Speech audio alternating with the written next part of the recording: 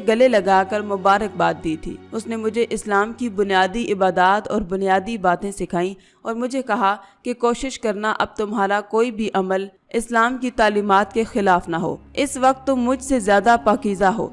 दायरा इस्लाम में दाखिल होने के बाद तुम्हारी साबिका जिंदगी के सारे गुनाह माफ हो चुके हैं। तुम बिल्कुल पाक और साफ हो। उसके बाद उसने मुझे नमाज पढ़ाना सिखाई थी। जो ही मैंने सजदे में सर रखा उसी लम्हे मुझे ऐसा लगा जैसे मेरी सारी बेचैनी खत्म हो गई है। मेरी बेचैन रूह को करार मिल गया था।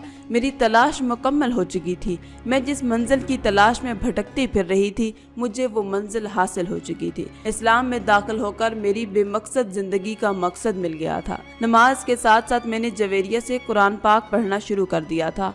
मुझे तलब ज्यादा थी, इसलिए मैं जल्दी सीख रही थी। कुछ ही अरसे में मैंने अरबी जुबान पर अबूर हासिल कर लिया था। वक्त गुजरता गया था। मुझे इस्लाम में आए 3 साल हो चुके थे। आजकल अब्बा हर रोज मुझे कॉल्स करके घर बुला रहे थे।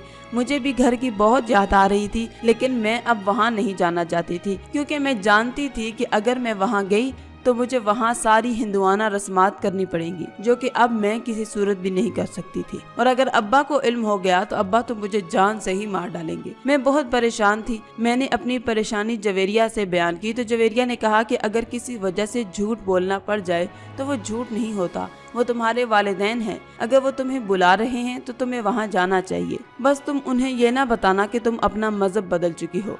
मैंने उससे कहा कि मैं कैसे छुपाऊंगी, ये बात तुम जानती हो। मेरा रहन सहन, बोल चाल, लिबास सब कुछ बदल चुका है। ऐसे में मैं कैसे छुपा सकती हूँ कि मैं मुसलमान हूँ? उन्हें तो मुझे देखते साथ ही मालूम हो जाएगा और उसके साथ ही मुझे कत्ल कर देंगे। तुम नहीं जानती कि अब्बा मुसलमानों के कितने खिलाफ हैं। मुझे कुछ समझ नहीं आ रही कि मैं क्या करूँ और क्या नहीं। मैं थक हार कर सर पकड़ कर बैठ गई थी। न जाने क्या होने वाला था। जवेरिया मेरे पास बैठी और मुझे कहने लगी कि तुम खुद को बेपर्दा ना होने देना, बाकी लिबास कोई भी पहन लो, वैसे भी सर्दियों का मौसम है। तुम नीचे कुछ भी पहनकर ऊपर लॉन्ग कोट पहन लेना, सारा मसला ही खत्म। एकदम से जवेरिया का शुक्र अदा करते उसके गले से लगी थी। वो बहुत अच्छी थी। उसने चुटकियों में मेरा मसला ही हल कर दिया था। रही सही परेशानी, कोरोना ने दूर कर दी थी। मैंने एक बड़ी सी हैट कैप ले ली थी जिसको मैं सर ढांपने के लिए इस्तेमाल करती थी और कोरोना से बचाव के लिए मुंह पर मास्क लगाती थी, जिससे मेरा पर्दा बरकरार रहा था। मैंने अल्लाह पाक का लाख लाख शुक्र अदा किया था।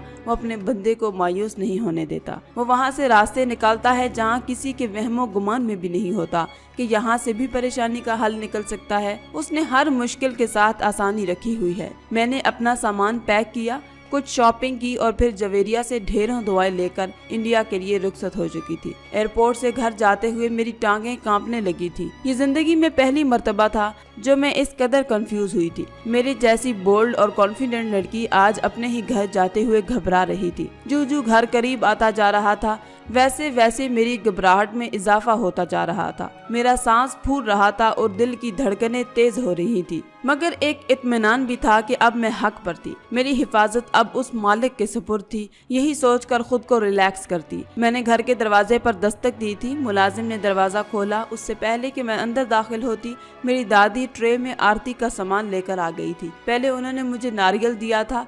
नारियल के बाद मेरी एक और रस्म हुई और फिर आरती की गई थी, जो मैंने इंतहाई मुश्किल से इधर उधर की थी। अगला लम्हा प्रसाद का था। मैंने प्रसाद ले तो लिया था, लेकिन मेरे इल्म में नहीं था कि अब इसको खाना मेरे लिए जायज भी है कि नहीं। इसलिए मैंने वो प्रसाद चुपके से कोट की जेब में डाल लिया था।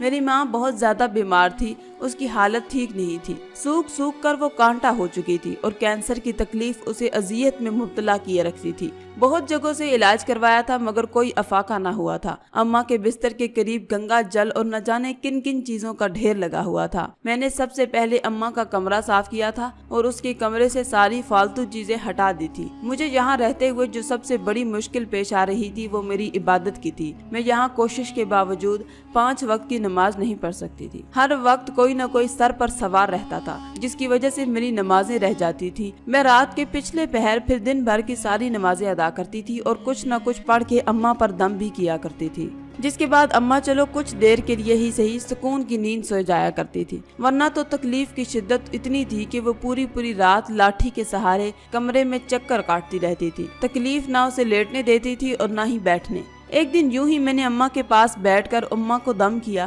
اماں کو کافی دیر سے کمرے میں چکر کاٹ کر اب بیڈ پر لیٹ چکی تھی۔ رات کے 2 سے اوپر کا وقت ہو چکا تھا۔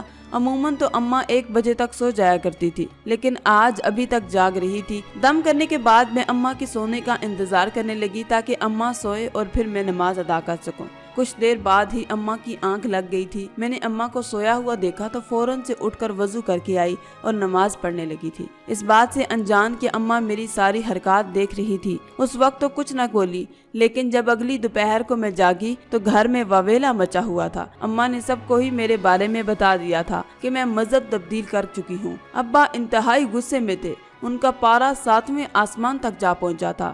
انہیں یقین ہی نہیں آ رہا تھا کہ ان کی لاڈلی یہ کام کر چکی ہے، اس لیے وہ مجھ سے پوچھنے کے لیے میرے پاس آئے تھے اور مجھ سے سوال کیا تھا۔ میں نے سر جھکا لیا تھا، سچ سب کے سامنے آ چکا تھا، اب جھوٹ بولنے کا کوئی فائدہ نہ تھا۔ میں نے ابا کے سامنے اقرار کر لیا تھا۔ ابا نے مجھے ایک ساتھ کئی تھپڑ دے مارے تھے، مگر مجھے دکھ نہ ہوا تھا۔ ابا بندوق لینے کے لیے جیسے ہی کمرے میں گئے میں گھر سے نکل کر بھاگ کھڑی ہوئی تھی، کیونکہ ابا مجھے جان سے مار دینا چاہتے تھے۔ میں بھاگتے بھاگتے اسٹیشن پر آ گئی تھی، کیونکہ ریل گاڑی کے چلنے کا وقت ہونے والا تھا۔ میرا ارادہ یہی تھا کہ جلد ٹرین میں سوار ہو کر فی الوقت کے لیے ابا کی نظروں سے دور ہو جاؤں گی۔ میں 2 ہی قدم چلی تھی کہ اچانک میرا پاؤں ٹرین کی پٹڑی میں پھنس گیا۔ ابا اور وہاں کھڑے سارے ہندو مجھے دیکھ کر ہنسنے لگے۔ ابا نے کہا کہ اب اپنے رب سے کہو کہ آ کر تمہیں بچائے، کیونکہ ٹرین تو آنے والی ہے، وہ تمہیں کچل کر نکل جائے گی۔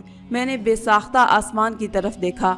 میرے کانوں میں جویریہ کے الفاظ گونج گئے تھے کہ اللہ اپنے بندوں کو آزماتا ہے۔ شاید یہی میری پہلی آزمائش تھی۔ میں نے اپنی آنکھیں بند کر دیں اور خود کو اپنے رب کے سپرد کر دیا۔ مجھے اپنے اللہ پر پورا بھروسہ تھا۔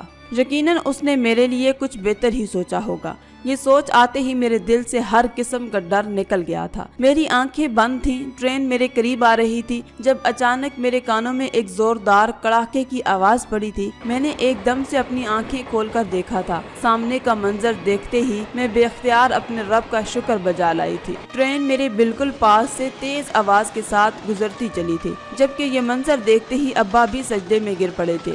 یہ اللہ ہی کی قدرت تھی کہ بجلی کی تیز چمک نے پٹڑی کو ایک لمحے میں کاٹ دیا، جس کی وجہ سے ٹرین میری طرف آنے کے بجائے ساتھ گزرتی دوسری پٹڑی پر چڑھ گئی تھی۔ جب حیران پریشان سے ٹرین کو دوسری پٹڑی پر بنا کسی نقصان کے صحیح سلامت جاتا ہوا دیکھ رہے تھے، ان کے لیے یہ ایک چمتکار تھا۔ سب پریشان اس لیے تھے کہ اس چمتکار کو کرنے والا کوئی بابا، کوئی دیوتا یا کوئی گائے ماتا یا شف دیوتا نہیں تھا۔ یہ سب کرنے والا میرا خدا تھا، میرا اللہ، جو ہر چیز پر قدرت رکھتا ہے۔ وہ میرا اللہ ہے جس کے حکم سے کائنات کی ہر چیز چلتی ہے۔